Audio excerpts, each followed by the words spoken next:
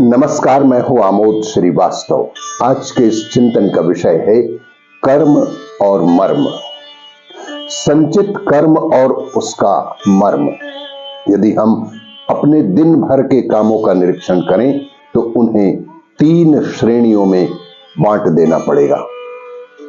कुछ तो ऐसे होते हैं जो बिना जानकारी में हो जाते हैं, जैसे बुरे लोगों के मोहल्ले में या सत्संग में रहने से उनका प्रभाव किसी न किसी अंश में गुप्त रूप से अपने ऊपर अवश्य ही पड़ जाता है।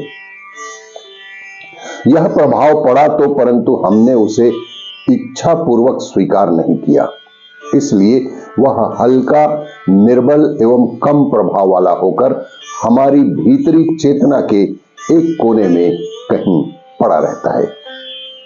ऐसे हीन वीर्य संस्कार बनाने वाले संचित कर्म कहे जाते हैं।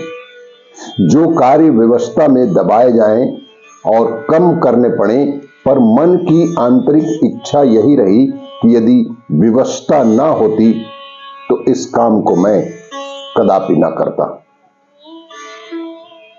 इस तरह लाचारी से जो काम करने पड़े और मन जिनके विरुद्ध विद्रोह करता रहे एवं उस कार्य को स्वभाव बनाकर अपना नहीं लिया जाए तो उस कार्य का संस्कार भी हल्का और अल्प वीर्य और कम प्रभाव वाला होता है।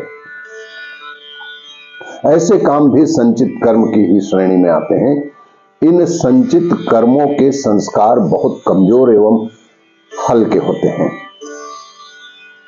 इसलिए वे मनोभूमि के किसी अज्ञात कोने में सिमटे हुए हजारों वर्षों तक पड़े रहते हैं। यदि उन्हें प्रकट होने का कोई अच्छा अवसर न मिले तो यूं ही दबे दबाए पड़े रह जाते हैं।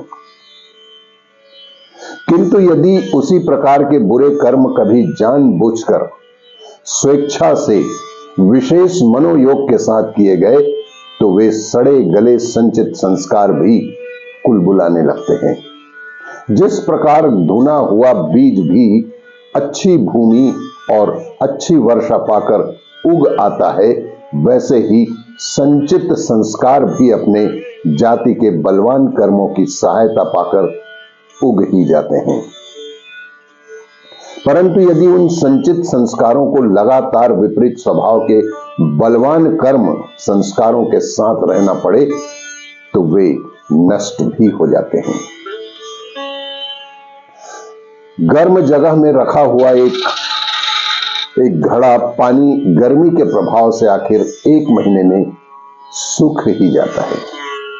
इसी प्रकार उत्तम कर्मों के संस्कार जमा हो रहे हों तो वे बेचारे बुरे संस्कार उनकी गर्मी में जलकर नष्ट ही हो जाते हैं। धर्म ग्रंथों में ऐसा उल्लेख मिलता है कि तीर्थ यात्रा आदि अमुक शुभ धर्म कार्य करने से पूर्व जन्म के पाप नष्ट हो जाते हैं। असल में यह वह संकेत इन अल्प वीर वाले संचित संस्कारों के संबंध में ही है। भले और बुरे दोनों ही प्रकार के संचित कर्म संस्कार अनुकूल परिस्थिति पाकर फलदायक भी होते हैं एवं प्रतिकूल परिस्थितियों में नष्ट भी हो जाते हैं। आपको ये मेरा वीडियो अच्छा लगे तो लाइक करें, शेयर करें और सब्सक्राइब अवश्य करें। धन्यवाद।